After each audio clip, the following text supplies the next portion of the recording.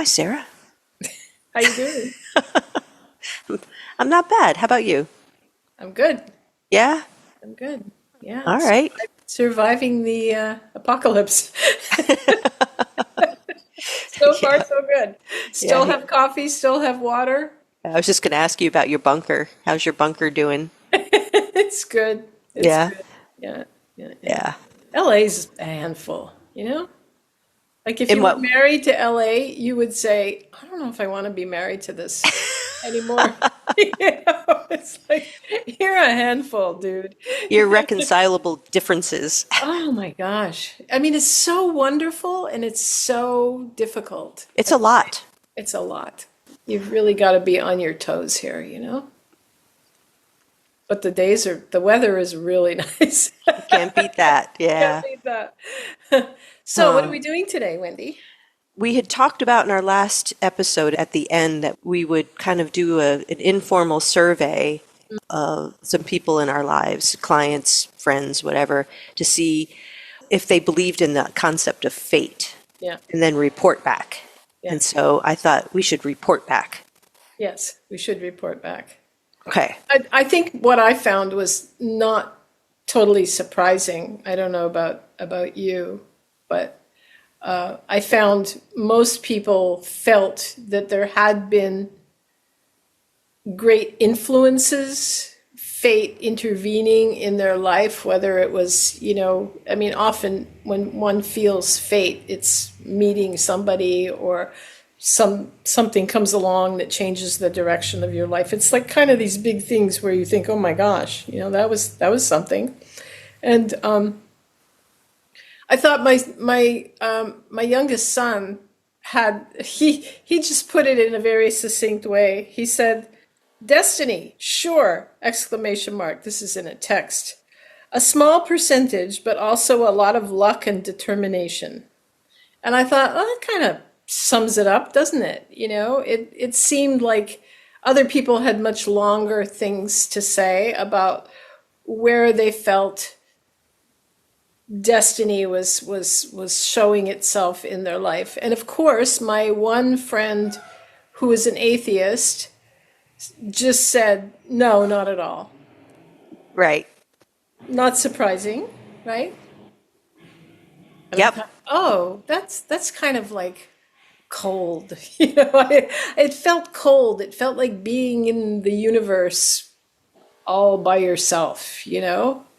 I didn't like the feeling of that. Yeah. Yeah. Well, but it also kind of makes sense too, Yeah, right? I totally. mean, like you said, and you're right. I had the same kind of results. Yeah. And I didn't do a big sample, but of the people I sampled, I would say a majority of them did believe that certain circumstances in their life felt fated, destined. Yeah. And then there was the one person who, an atheist, who said, no, absolutely, absolutely no fate. Isn't that interesting? Yeah, I could not live in a world where I didn't feel in relationship to the universe. Like I would feel so that would be awful. I couldn't take that. If I just thought it was me, I don't know that I could like go on. and I don't even know if I ever really thought about it until I had a fated experience, at least one of the ones I talked about in the last episode. Meeting your husband? Yeah, if I hadn't had that experience, I don't know if ever really would have contemplated it in a very personal way. Right. It was such a marked experience, and it felt so Big. magical and out of the blue, and Yeah. there was all these synchronicities that were tied into it that Yeah. felt like beyond just good fortune. Yeah, yeah. I know it's funnily the meeting of my husband was very similar. Such a bunch of events that had to happen in order for me to move across the street from him, you know? To Right, look at the yeah. window and think, "Whoa, he's cute." Like just but I was already living in Vancouver and another guy who I was involved with said come back. And I thought, oh, it's raining a lot here. It was winter in Vancouver. Went back, lived with him for 2 months, and he said, yeah, not so much, not into it. Yeah. So I was crushed and heartbroken and moved out and moved in across the street from who became my husband and who I've known how many years now? 50 years? That's a bit of time. Yeah. That's a bit of time. I mean, Yeah. this is the person that's had the most influence on my life, both negative and positive. And we're divorced now, but even that was a really interesting experience, getting divorced. So yeah, these people that come into your life, these we've talked in the past about how I got into shamanism. I'm writing a story and I was like, for sure that feels so fated. Absolutely. And I think you bring up a really interesting point. Is if you look at that fated experience, and then if you start looking back at all of the steps that it took to get you there, Right? there's this beautiful orchestration. Insane. Like If how I hadn't been rejected from the PsyD program where I was going to graduate school in Los exactly. Angeles, I never would have moved to Phoenix. I never would have joined Shaolin Kung Fu. I Exactly. never would have gone to Denver to study under the Grandmaster and met my current husband. I mean, there's a lot more to it than that, but Yeah, but still, it's like that's a lot of things, you know? yeah, no, it's pretty magical when you start like, huh. But there are these decisions, like we were talking about last time, there's these decisions that you're making along the way. Should I move to this place or this place? Or should I stay put? Should I apply to this school? So just looking at all the decisions that you make that seem like you have a degree of agency, which I think you do, You do. Yeah. because we could have decided not to go to Phoenix Yeah. from Los Angeles after grad school. But that's it.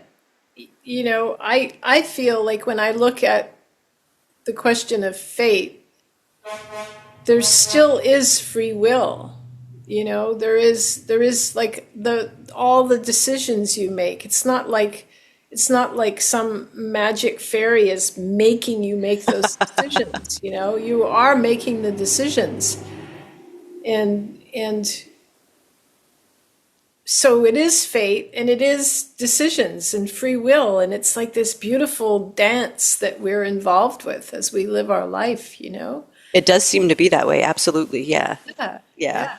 And It makes me wonder about missed opportunities when you make a decision that takes you right? in a different direction. Like, wonder how many really cool things I missed out on because I wasn't listening to my heart. I was doing the logical thing. Exactly. Yeah.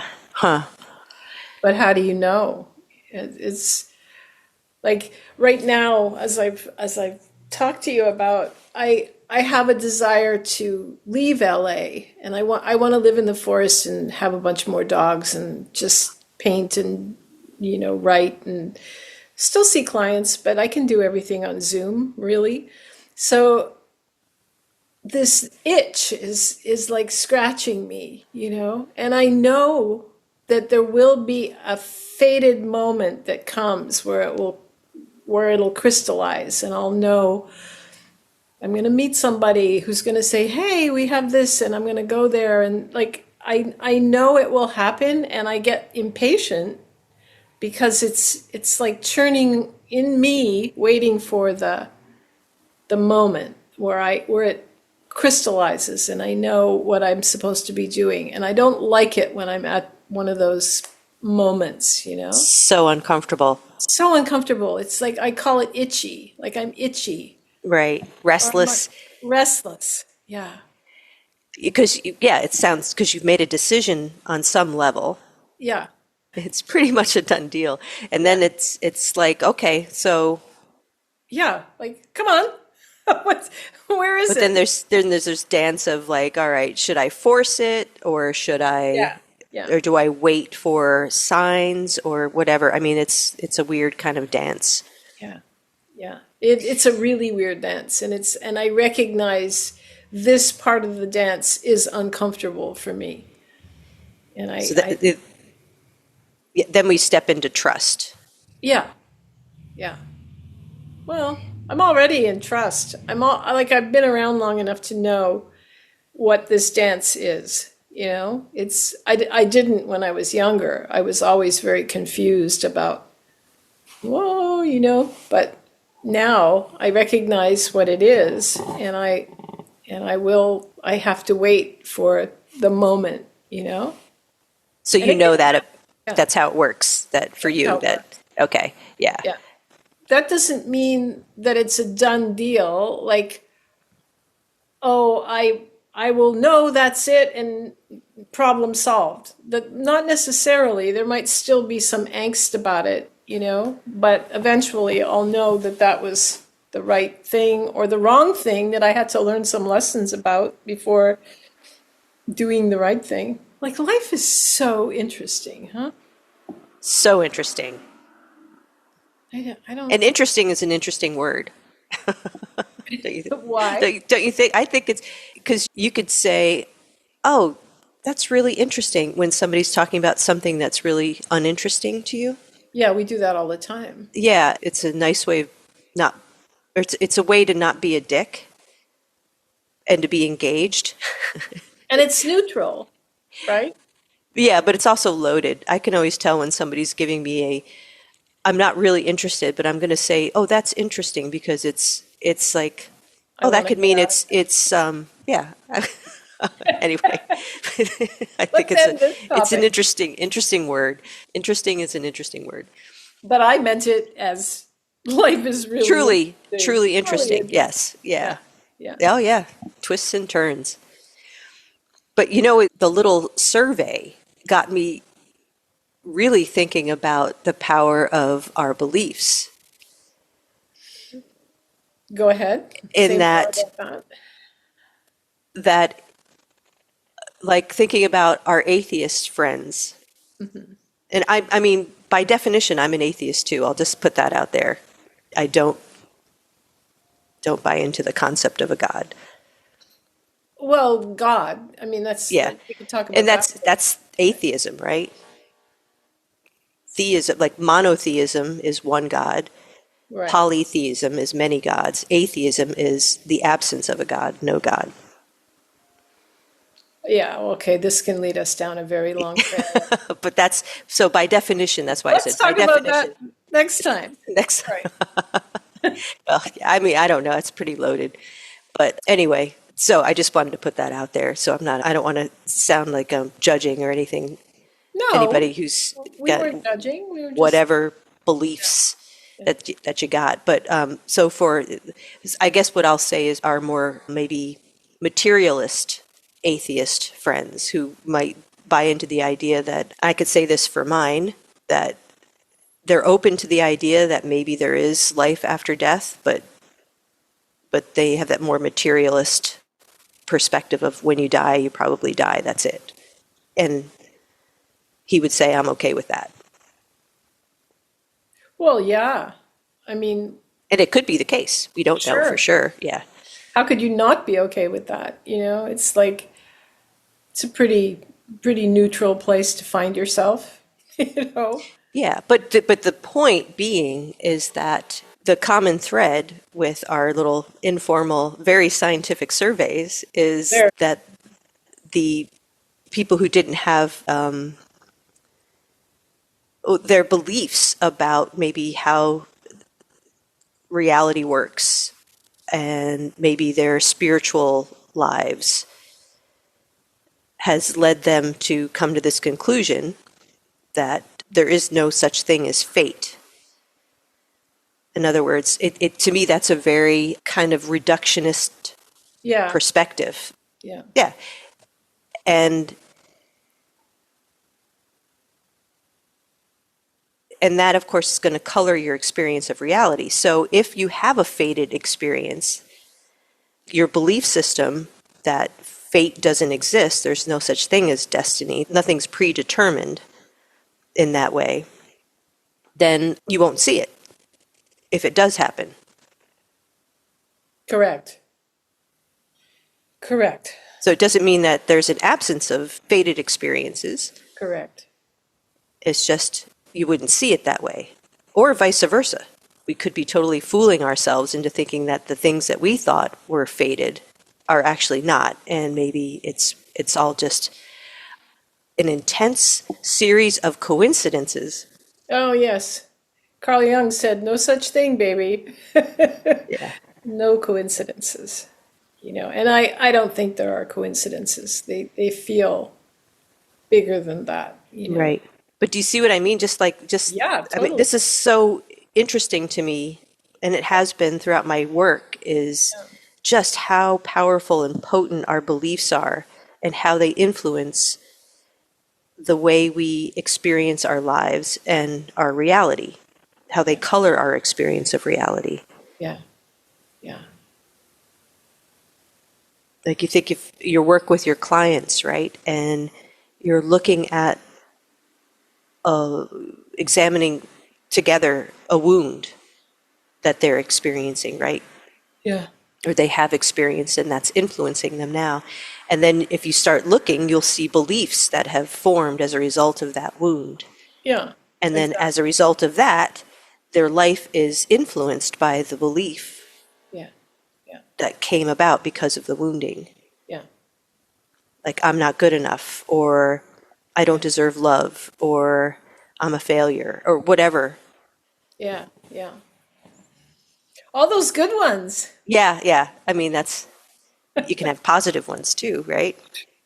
Yeah, but those that you just mentioned are very, very much always on the table. Yeah, I mean, it's pretty human.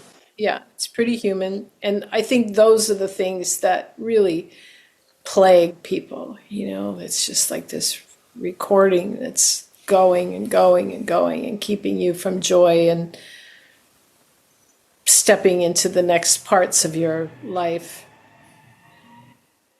Yeah, they can be very paralyzing. Yeah. I wonder if the influence is really coming again from my training.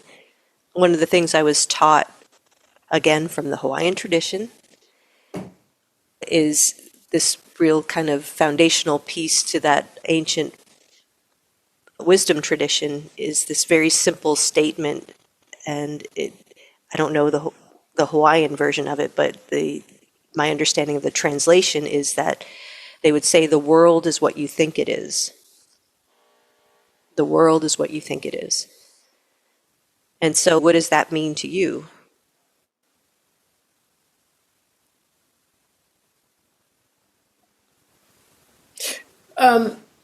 What does that mean to me? It it means we create our own reality based on our experiences and thoughts and senses. And is that what you mean? Is that what you're asking? Yeah, the world is what you think it is. So why would they say that? Why would these very wise ancient people say that? Yeah. It's funny, I was just thinking about the Hawaiians this morning because, the world is what you think it is. I had a very magical experience when I went to Kauai about, I don't know, ten years ago.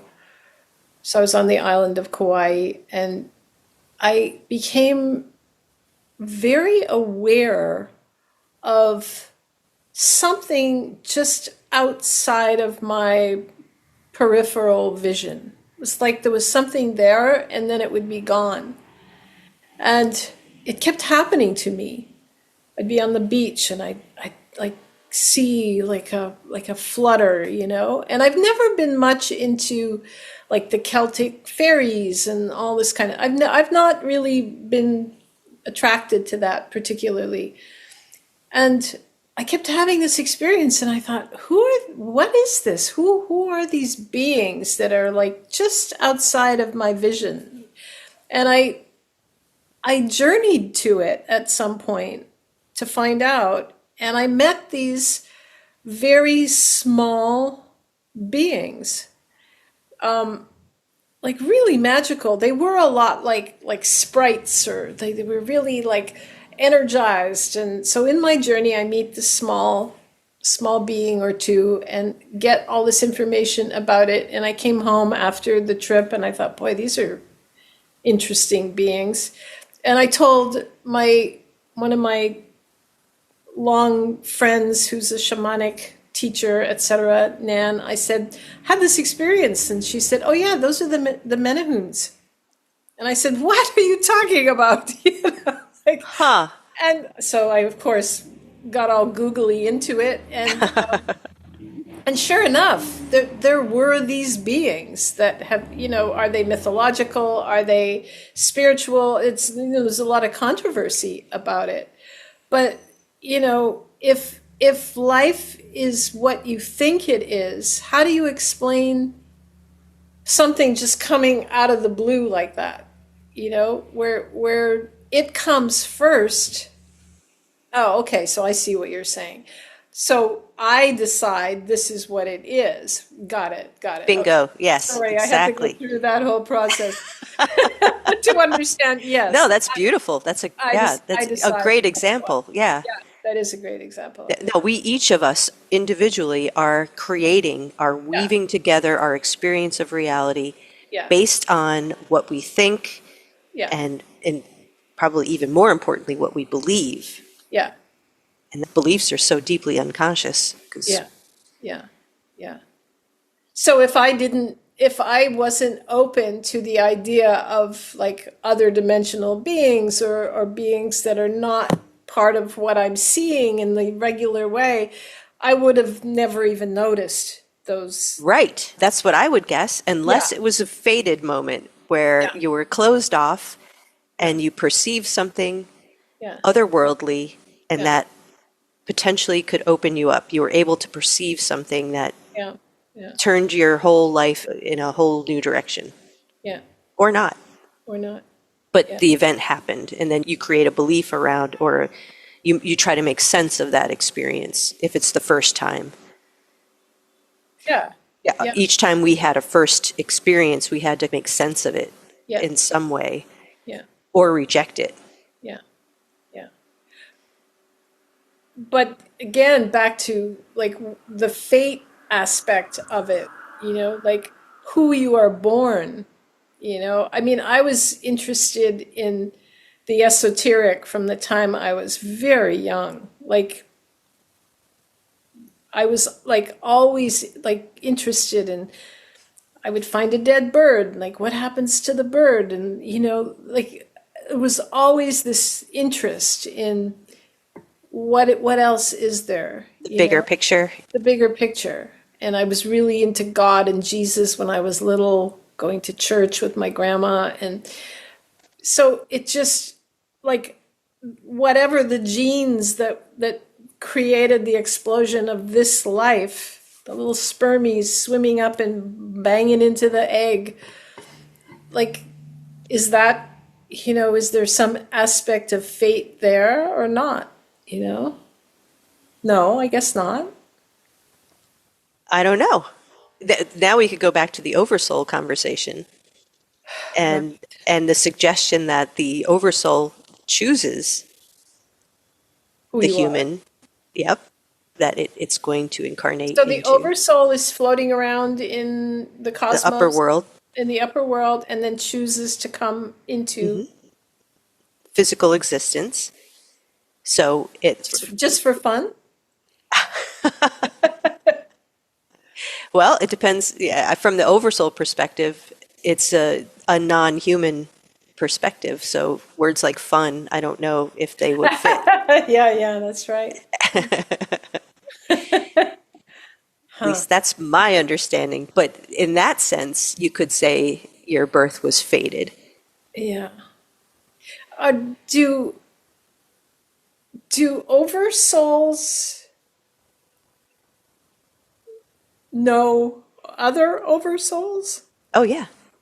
Oh, really? Yeah. No, I don't know if you remember this from our conversation, but I talked about soul groups, like soul families or I soul. don't remember that. There's, I think I just mentioned it briefly in passing that there are oversouls who have close relationships and they incarnate together and Oh, I push don't each remember you other saying this. into new territory Huh. in your human existence or whatever lived experience you're having, because So it when doesn't have to be on Earth.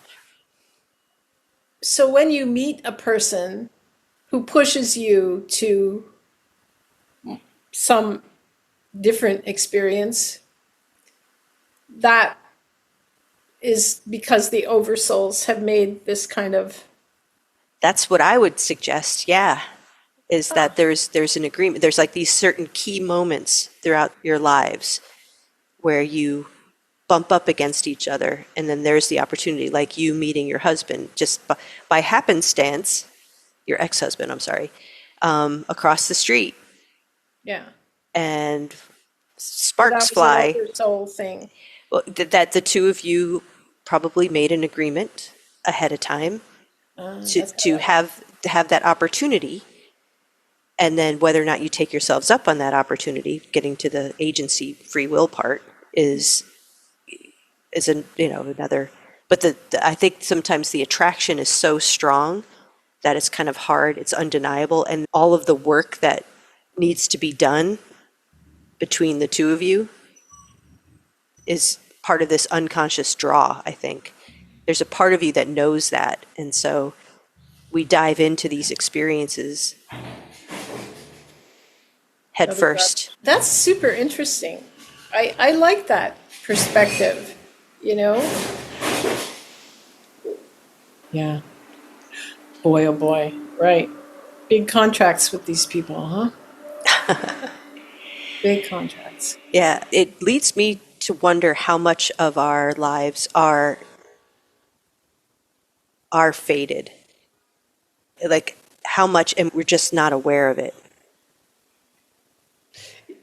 You mean like all of it? Well, I mean, a lot more than maybe those really, really poignant experiences. But they're all poignant. I mean, But I mean the ones that stand out, the ones that are yeah, yeah, like, yeah. Yeah. holy shit, like those moments Yeah. Yeah. that feel super incredible and magnetic and magical and Yeah. Yeah. I don't know. I mean, I don't know either.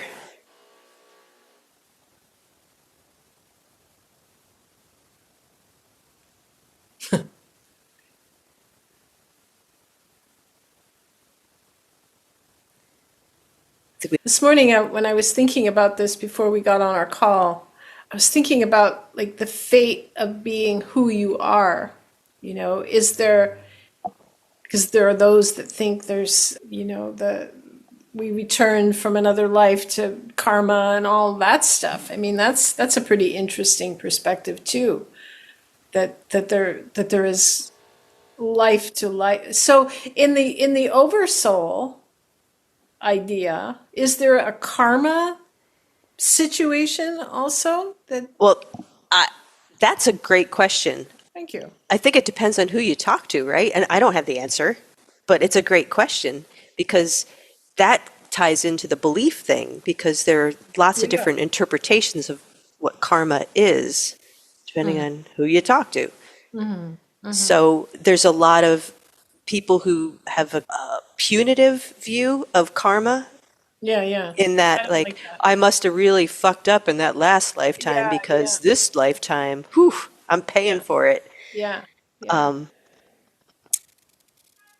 And so that to me, that's a belief yeah. that they heard. And it's like, oh, well, that will explain why this lifetime is so hard. It's because I'm having to pay for actions I took in another lifetime. Is that true? I don't think that's how it works. I mean, my crude understanding of karma is that we have experiences from different vantage points in different lifetimes. Like we can be the protagonist or the antagonist Yeah.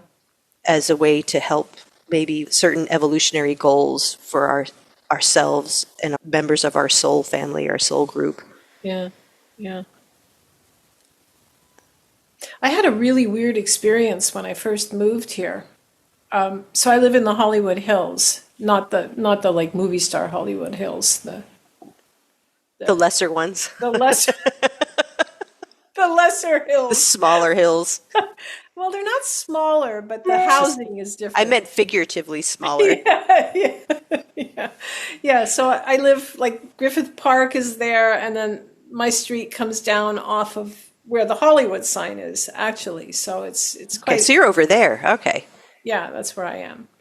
And when I moved here, I would drive up into the hills just because I like looking at the architecture and the houses, and really it's a really lovely, incredible area.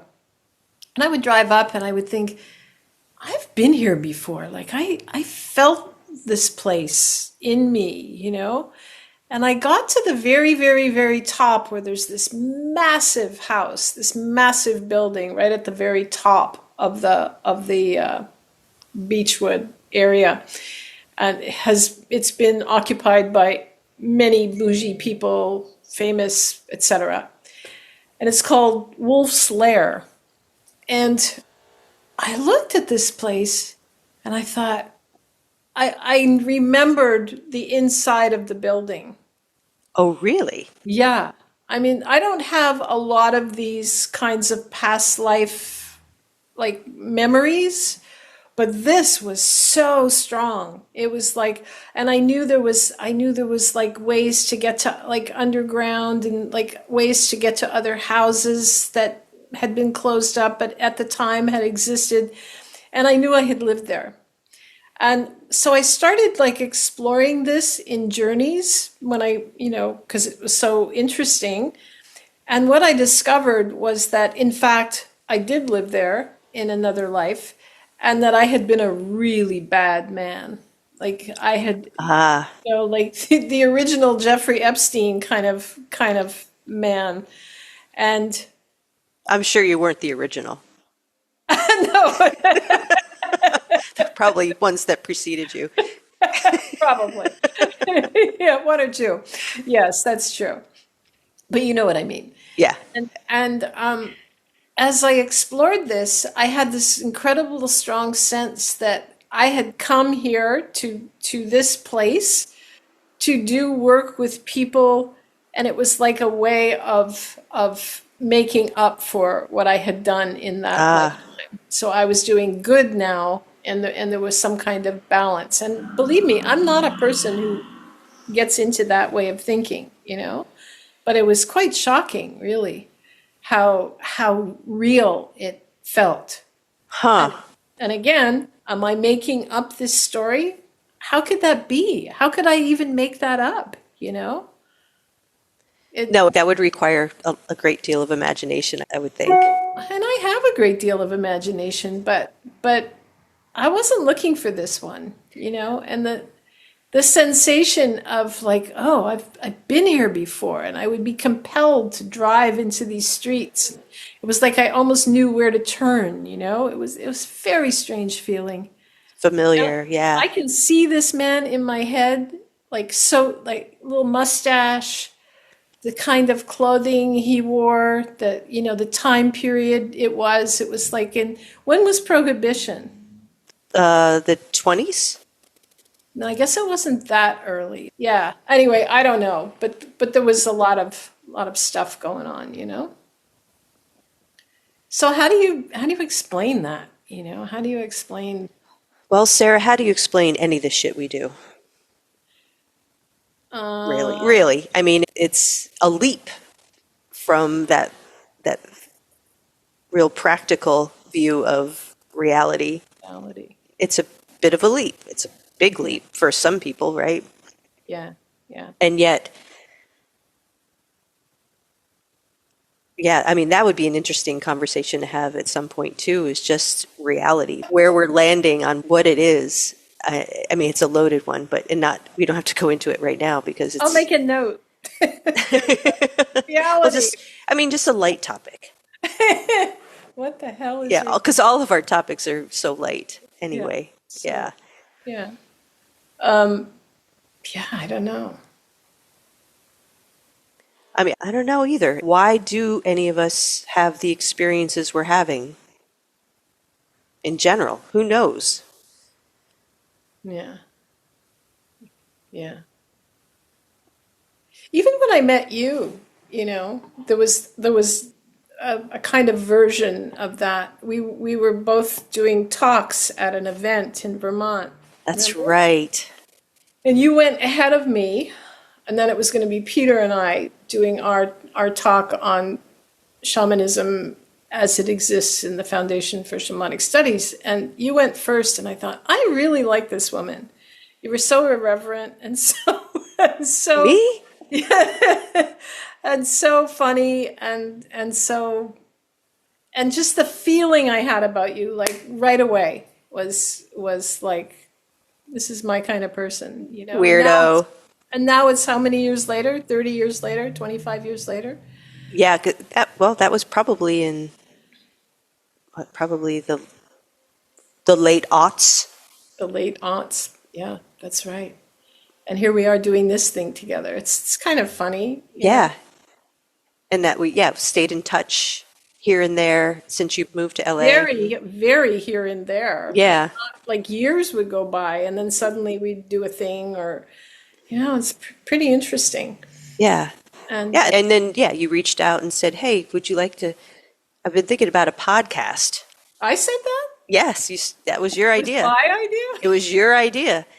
And I said, I don't know if I can handle that right now. Get out. You're remembering this backwards. No. Yeah. Really? And then I came back to you and said, I think I can handle it now. Are you still interested in doing it?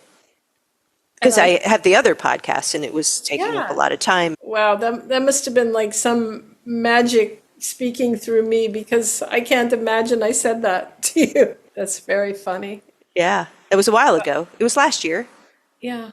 Yeah. And you said no. And then I said, look, let me think about it, or something like that. It was more around that could potentially be a lot of work, and I don't know if I have the bandwidth for that. And I had just come out of the flood with my business and was reestablishing and created my online shamanic course. There was a lot of things.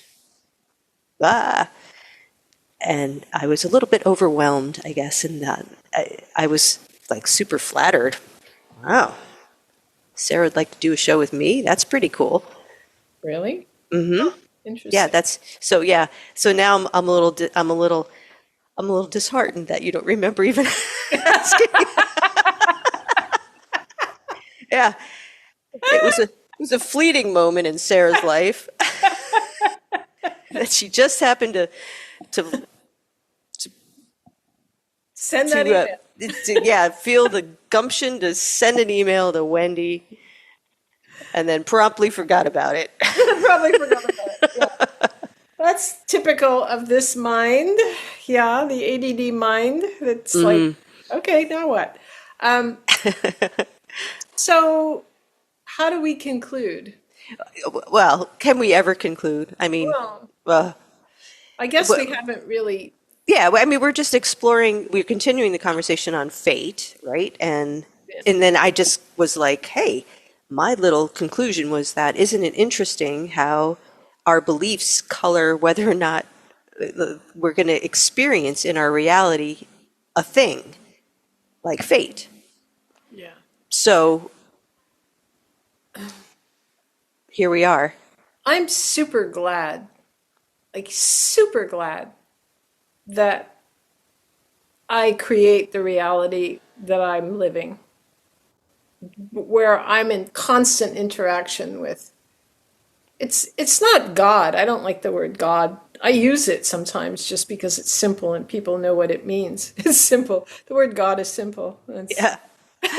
Right. Yeah. But you know what I mean. Sure. But like, oh my God, life would be so boring if I didn't believe the things I believe, if I didn't want to explore the things that we explore, looking at the esoteric and it's like, it makes life so much fun. Absolutely. But then, if for the people who haven't explored this, they wouldn't know that they might be missing something. No. Exactly. So it's no big deal for them. Yeah. Right? Right. And I didn't say I wish everybody felt. Oh no, I'm just sort of Yeah. again looking through that lens of the world is what you think it is. that your beliefs, your thoughts are actually filters Yeah. that are coloring your experience of your reality. Yeah. And it just shows how potent our thoughts are. So you Yeah. can believe whatever the fuck you want. Yeah. And there are examples of that in the Yes. world. Yes, there really Lots are. of, just go on the internet, for example. Yeah. Lots of beliefs and thoughts. Have you ever watched those cult? Love cult shit. It's Oh, it's so fascinating. interesting. It's So so fascinating. interesting. But Yeah. yeah, how very intelligent people can be kind of Yeah. swept into a very charismatic leader's words Some of them aren't even and very techniques. charismatic. But there's some draw. I know. There's some draw. Yeah. Yeah. Whether it's a promise or what, the world of cults is fascinating to me. Yeah. Again, that's all belief, right? It's all belief. Yeah. Yeah. Sometimes, but when you watch them, you think, how do people believe this stuff? And maybe that's true of us as well. Exactly. Yeah. No, I mean, that's a great point. Why Yeah. do any of us believe anything we believe? There's got to be a draw. There's got to be something that's intriguing. Or solving your problems. I think cults Right. do that a lot. They solve Yep. what you're. And they make a promise that if They you make a do X, Y, and Z, you're Yeah. going to achieve Yeah. this Yeah. outcome. Yeah. Yeah. Well, we Yeah. don't do that. Yeah. Would you like this to become a cult? This conversation you and I are having, we could be in our own cult. A cult of two? Yeah. Do you want to be the leader? Yeah. No, I don't want to be the Yeah. lead. You could draw on your previous lifetime in that Hollywood Hills home. Yeah, he was bad. I don't know his name, but Let's call him Stan. I could probably figure it out. I could probably research, Yeah, there are probably libraries there somewhere in LA. I'm sure. Yeah, with newspapers and Yeah. Well, on the anyway, old microfiche. yeah, the old microphone. Exactly, exactly. Well, should we leave it there and Yeah, yeah. let's continue next time with reality because we're messing with the ideas of reality now and what it is, just as we're unfolding in talking about fate, etc. Okay. So, So we have a week to figure out what reality is. Okay. well, we have a week to figure out what questions to ask. Yeah, I was teasing. I know, I know you were, but we do have a week to figure out what questions to ask. Yeah. God, there's a lot of them. I question reality every single day. It's especially now when reality has become so slippery, right? It's like, Yeah. What's that about? what's that about? What does that suggest about the nature of reality? Exactly, exactly. Uh-huh. You look at a video or whatever, and it's like, oh my God, look at that. And then you realize, oh wait, this is not that. This isn't, generated little video. Like, I don't know. It's hard to It's a lie. yeah. Yeah. Yeah. Anyway, so let's go there next time. That sounds good. Okay. All right. Just a light topic. A light topic. Yeah. We will All of right. course solve. Well, then, until next time. See you next time. Bye. Bye.